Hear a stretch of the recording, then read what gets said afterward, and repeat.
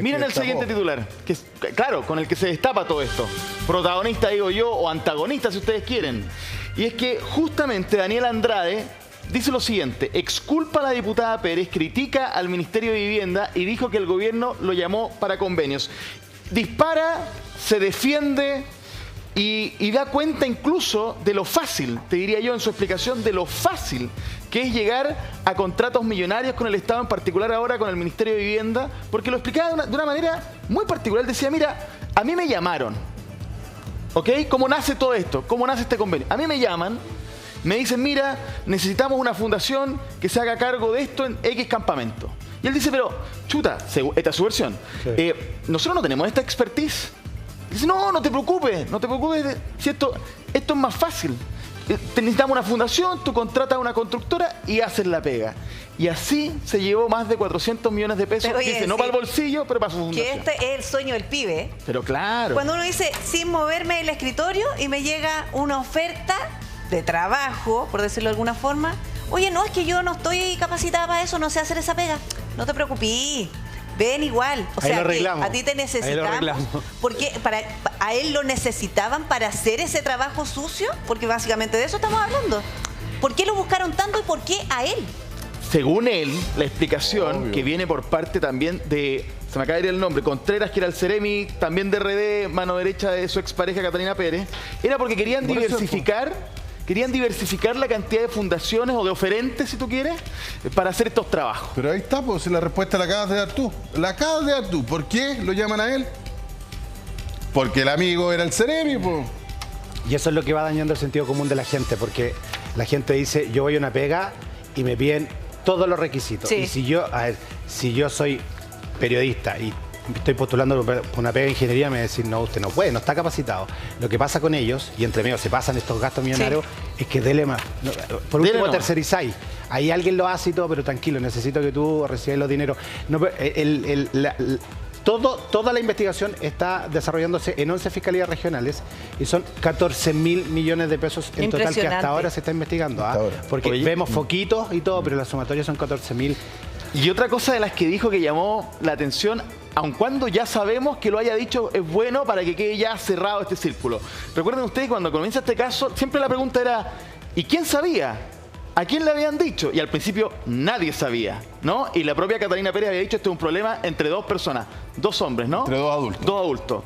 Pero finalmente nos enteramos que ella sabía, después nos fuimos enterando que el presidente de RD, el senador Latorre, sí sabía, y ahora Daniel Andrade nos dice a todos, sí, ellos sabían. Ya, todos sabían. Ellos reconocen que sabían. Se preguntó si el ministro sabía. Cuando se empiezan a ver pillados, es cuando dicen, no, algo sabía. Bueno, pero si Alfonso Concha mostró el chat de ayer que sabían 3 funcionarios. Al final siempre saben. La aguantaron. Alfonso los dejó en evidencia anoche en el reportaje y hoy día todos despiden la renuncia. Claro. Al final siempre saben. Alfonso, tenemos la posibilidad de conversar con el gobernador regional del Biobío dentro de los próximos minutos. Muy buena noticia. Rodrigo Díaz, así es que te podemos pedir que te quedes por aquí, reporteando, y vamos a un cafecito con alguna dona que le dé Alfonso. Yo lo voy a llevar a prensa, porque aquí hay cafecito gratis todo el día. Lo voy a llevar a prensa. Pero me estoy parando ya. Sí, es verdad, pero vaya nomás. Vaya. Aquí te mantenemos súper bien atendido. Permiso, muchas gracias. Un crack, don Alfonso. Bueno, hacemos un cambio esperando esa entrevista, importante entrevista que dice la PRI. Tenemos al alcalde Rodolfo Calter y al alcalde Mauro Tamayo de La Florida y de Cerro Navia, que se integran a nuestra mesa de discusión para justamente conversar. Alcalde. ¿Cómo están? Bienvenidos los dos. Hola, alcalde, ¿cómo le va? Para conversar estos detalles, porque efectivamente nos vamos dando cuenta de que los personajes involucrados, como bien decía el Repe recién, al final siempre sabemos que sabían. Y por otra parte, que los mecanismos, las presiones, y que al final incluso entre autoridades se habla por WhatsApp y se toman decisiones de este calibre. Rodolfo Calter, ¿cómo ve usted la información, esta rendición de cuentas que al final son puras fotos, y lo que decía Alfonso Concha, que al final, dentro de las dudas que teníamos, todas las personas importantes dentro de la gobernación al menos sabían, por decirle un caso que era el lencería? Daniel Andrade, por otra parte también nos dice, todos sabían, y la cosa era bien simple. Bueno, pero perdón, no, es que tengo tantas cosas en la cabeza. Fue un pensamiento hablado. Alcalde. Póngale nomás, alcalde. Muy buenos días, al alcalde Tamayo. La verdad que a mí me choca mucho el tema, ¿eh?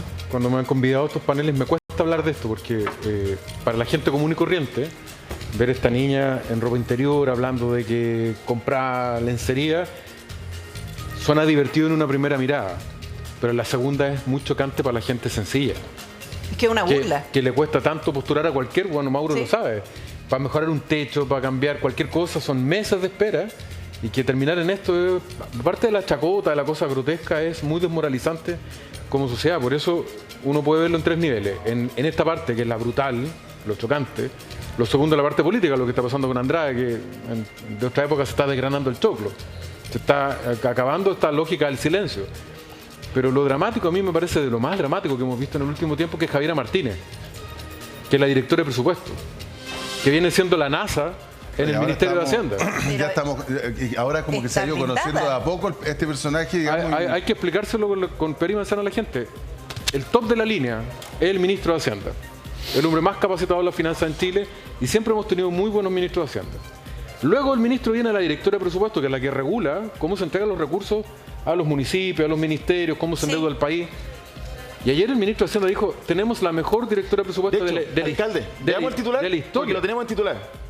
Y llamó poderosamente la atención justamente lo que dice aquí el ministro Marcel. Javiera Martínez es probablemente la mejor directora de presupuestos que hemos tenido. Y en esa comparación me incluyo porque él fue director de presupuestos del presidente Lago.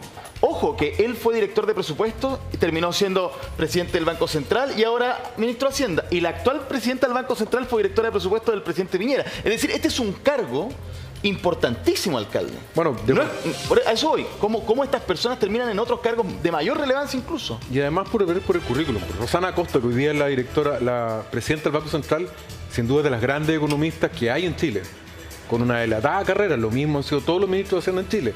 Javiera Martínez es una persona joven, cuyo currículum básicamente ha sido asesora de confianza de Giorgio Jackson durante todo este tiempo. Ese es su gran currículum. Y llega a este cargo, para el cual puede tener mérito o no, pero llegó a este cargo de la mano de Giorgio Jackson, y curiosamente es la que le baja los requisitos a estas organizaciones. Antes la ONG tenía que tener 2 años de antigüedad por lo menos para recibir fondos públicos. Alcalde, Viene ella, lo cambia y empieza esta cascada. Sí, vamos a entrar en eso, pero ¿por qué le llama la atención, no? ¿De qué estamos hablando? La Dirección de Presupuesto ¿Cuál es su rol? Hizo noticia la semana para que la gente un poquito entienda el contexto de lo que estamos hablando. La Dirección de Presupuesto quedó en la mira luego de que la semana pasada supiéramos que durante la discusión del presupuesto 2023, es decir, las platas que el Estado va a gastar este año, flexibilizó la entrega de recursos directos a fundaciones, a organizaciones, a ONG, qué sé yo. Por parte de los gobiernos regionales. Por parte de los gobiernos regionales, es decir, bajando todos los requisitos, antigüedad, qué sé yo, un montón de cosas. Flexibilizó eso. Ahora que los parlamentarios no lo advirtieron, ¿qué quiere que le digan? El único que se dio cuenta fue don Fidel Espinosa, el senador. El único. Que advirtió esto. Pero Javiera Martínez, la directora de presupuesto de Revolución Democrática, 36 años. Ella es ingeniero civil industrial en minería de la Universidad Católica y tiene un posgrado en ciencia política y especialización económica en la Universidad de Nueva York. No tengo una persona capaz. Súper Ahora, capaz. yo no sé si como para ser directora de presupuesto, eso tendrá que verlo la gente que ha trabajado con ella. Pero el tema es que ella tiene una historia política. Ella es de Revolución Democrática y fue jefa de campaña en su minuto de Giorgio Jackson. Sí. Entonces, para que entendamos de qué persona estamos hablando, digamos, para que no sea algo etéreo el nombre de Javiera Martínez, sino que le hagamos carne un poco más específica. A eso hay que añadirle. La semana pasada pasó algo muy de la Cosa Nostra. Cuando habla este señor Daniel Andrade, le manda un misil a Carlos Montes. Montes, yo he sido rival de él toda la vida, y no estoy en condiciones de poner las manos al fuego por nadie, pero si hay un político honesto y trabajador, probablemente es Carlos Montes. Puedo tener todas las diferencias del mundo con Montes, pero que es honesto. Un reconocimiento transversal. Y es trabajador. Y este señor insinúa que desde el Ministerio de la Vivienda lo presionaron para hacer este tipo de negociaciones. ¿Qué es lo que dice Montes de vuelta? Como es su estilo, dice, bueno, él tendrá que responder en la Fiscalía o en la Contraloría, pero dice una segunda cosa que es lo más relevante. Cuando la Dirección de Presupuesto sale a decir a través del Consejo de Auditoría de que era normal haber bajado las barreras para las ONG, Montes responde lo que cualquier político serio dice: no correspondía bajarlas porque si no se hubiesen bajado, esto habría explotado antes. Montes lo dice claramente, no lo dice un político de derecha, lo dice un ministro de Estado. Ya, mire, vamos a seguir hablando de esto y en detalle también sobre lo que dice y después se desdice el ministro Montes, horas después de que dio esa declaración. Quiero ir rápidamente con Dayan Salazar porque siguen ocurriendo cosas en la región del Biobío. Dayan. Hola Priscila, muy buenos días. ¿Cómo están ustedes allá en el estudio? La gente en su casa también los saludamos. Nosotros estamos específicamente afuera del gobierno regional porque, como ustedes lo han estado también relatando durante la mañana, completos remesones se han vivido acá en la zona respecto también de estas declaraciones de Rodrigo Díaz en diferentes medios de comunicación. Él está haciendo una ronda, ¿verdad?, donde está entregando declaraciones y justamente de lo que se ha anunciado por parte del gobierno regional es la salida, de estas 3 funcionarios de gobierno. Yo me encuentro junto al diputado Eric Aedo, quien también tiene su propia apreciación al respecto. ¿Cómo está? Buenos días, muchas gracias por hablar con nosotros. Hola, buenos días, ¿cómo están? Encantado.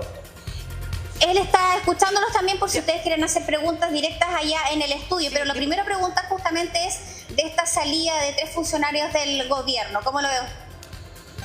Me parece que era necesaria la salida de estos 3 funcionarios de gobierno, son parte del corazón del gobierno regional y esto deja en evidencia que al menos el administrador regional, el jefe de gabinete y el jefe de la división social estaban al tanto de estos hechos irregulares, que estaban al tanto desde el mes de abril. Yo quiero volver a reiterarlo, esto es simplemente financiamiento irregular de la política, lo he dicho desde el principio, lo mantengo y lo seguiré diciendo al futuro, porque aquí lo que estamos es entregar a algunas personas determinadas que tienen una trayectoria política dineros para hacer esa acción política. Ahora, que uno apoye a alguien políticamente me parece totalmente razonable, pero que ocupes los dineros regionales para hacer directamente proselitismo político, eso no me parece correcto con el tema Polici, pero esto también no olvidar, todo lo que sucedió con esta fundación ligada a la cuñada del alcalde de Coronel. Sí, los escucha en el estudio. Sí, diputado, muchas gracias por conversar con nosotros. Ese es el problema, porque no solamente está pasando esto en las gobernaciones, las seremías, también en los municipios, y eso, por supuesto, que también indigna cuando los recursos son escasos y se ocupan para otras cosas tan innecesarias. Le quiero preguntar, ¿tenía que salir en la prensa que estas personas sabían con anterioridad para que el gobernador tomara la decisión de aceptar su renuncia? Porque esto es a raíz del reportaje que salió anoche de Alfonso Concha y hoy día nos enteramos que finalmente estas personas son desvinculadas. Entonces, ¿por qué tiene que ser así? Si no hubiese pasado nada y hubiese seguido trabajando como si nada. Bueno, yo primero agradezco y lo digo muy francamente el rol que ustedes han jugado los medios de comunicación, Canal 13, el reportaje de anoche, porque efectivamente en ese reportaje quedó en evidencia que quienes aceptó la renuncia estaban enterados de este hecho irregular desde el mes de abril. Jefe de gabinete, administrador regional y jefe de la división social, ustedes lo dijeron con mucha claridad anoche. ¿Por qué se esperó ese reportaje? Bueno, porque aquí ha costado hacer, ¿no es cierto?, la responsabilidad política efectiva y no se ha querido asumir el problema de fondo que existe. ¿Por qué cree que no? Por eso los medios tienen que seguir investigando, tienen que seguir adelante con esto. ¿Por qué pasará eso?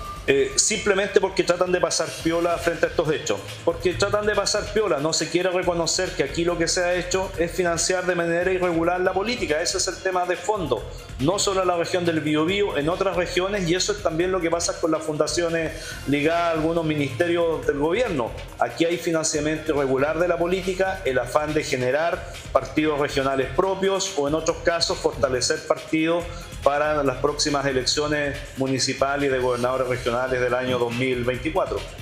Claro, o sea, uno podría plantearse que estos dineros están siendo destinados para que esta intervención en los barrios sea más bien actos de campaña. Eso es lo que usted está diciendo. Se están ocupando recursos del Estado para hacer campaña. Es más que eso. O sea, yo creo que hay dos cosas. Efectivamente, campaña, pero también el financiamiento de algunas personas en particular. Yo cuando veía el reportaje que hicieron ustedes anoche, 250 millones, más allá de comprar calzones y sostenes, perdona que lo diga así otra vez, pero para enseñar a la gente cómo se plantan unas plantas en una plaza, claro, me parece un poquito exagerado, ¿no? Una burla. O sea, con 250 millones hasta yo le enseño a la gente a pintar bancas y a... Sí, claro. Oiga, diputado, ¿y usted como...? Entonces esto es financiamiento irregular, esto es francamente una picantería, como dije hace unos meses atrás, unas semanas. Sí, diputado, usted como el mandato que le entrega la Constitución a los diputados específicamente, aparte de legislar, también es fiscalizar. ¿Usted tiene acceso a fiscalizar la gobernación regional? ¿O es solamente voluntad de la gobernación si que le entrega antecedentes? No. O sea, está súper a merced y a Es súper discreción. interesante tu pregunta y la respondo muy...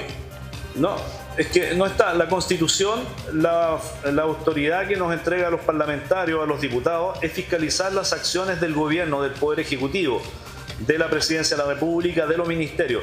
Pero no tenemos la facultad para poder fiscalizar ni a los gobernadores regionales, ni a los alcaldes, ni a los consejeros regionales, ni a los concejales.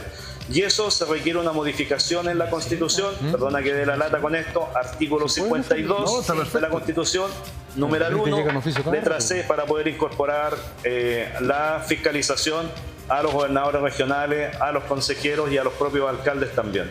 Nosotros le queremos agradecer al diputado, ¿verdad?, por el tiempo que se ha tomado de conversar con nosotros. Muchas gracias. No, muchas gracias, que esté muy bien. Chao, chao. Chao, Nosotros diputado, vamos a gracias. seguir atentos acá porque en cualquier minuto, en un ratito más, vamos con un punto de prensa que va a realizarse aquí frente a la Gobernación en Plaza España respecto de las declaraciones que puede entregar Eduardo Ibanco, ex seremi de gobierno, por el tema de las consultas que hay que hacerle de estas acusaciones Bien y amenazas de sicariato por parte de Camila Polis. Así que quedamos pendientes acá. Sí, sobre todo acusaciones sumamente graves. Nos vamos a quedar pendientes de esas declaraciones de ayer. ¿Y por qué asesora un seremi a Camila Polis?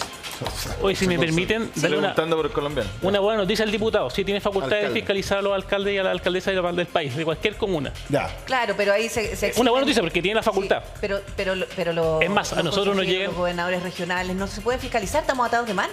No. Sí se puede facultar. Los concejales nos fiscalizan, un ciudadano nos fiscaliza. A nosotros nos llegan, al alcalde Carter también, semanalmente 2 o 3 oficios de la Cámara pidiendo de lo que tú quieras. O sea, plata a fundaciones o no, a organizaciones comunitarias, si está el COSOC funcionando, transferencias, sumarios, todo. Entonces, está la facultad de este diputado a fiscalizar, no es una buena noticia. En torno a Javiera Martínez o la DIPRES, quiero hacer un punto. Primero, efectivamente, la DIPRES siempre ha sido una dificultad. A mí me tocó ser director nacional de un servicio y cada vez que pedíamos más recursos nos decían no. Es más, un sectorialista de la DIPRES, cuando yo llegué a saludarlo, así como entrar a la oficina, lo saludo y me dice no. Y yo dije, yo esperaba que me dijese buenos días. Y me dice no, y a cualquier requerimiento la respuesta es no. Porque ellos lo que buscan es que las instituciones del Estado no gasten, que disminuyen el gasto, ¿ya? Claro. Entonces, la ejecución del año pasado de los gobiernos regionales, del gasto que ellos tienen asignado, fue muy malo. Hubieron 2 gobiernos regionales que cumplieron la meta por lejos. La metropolitana, Magallanes, pero por lejos. Eran los que más ejecutaban. Y lo que se hizo, este cambio del presupuesto 2023, o sea, ninguno de los casos que han salido es gracias a esta modificación. Lo que buscaban era que gastaran la plata. Claro. Imagínense, si un gobierno regional no ejecuta, no transfiere, no logra obras, el que sale perjudicado son los Sí. vecinos. Pero el problema es lo que se haya- gastan la plata, que sí. existan sinvergüenzas, problema. Los incentivos y se aprovechan de desincentivos. esto. que se existan aprovechan de esta sinvergüenzas necesidad. de cualquier, tiene que estar Mira, siempre alcalde.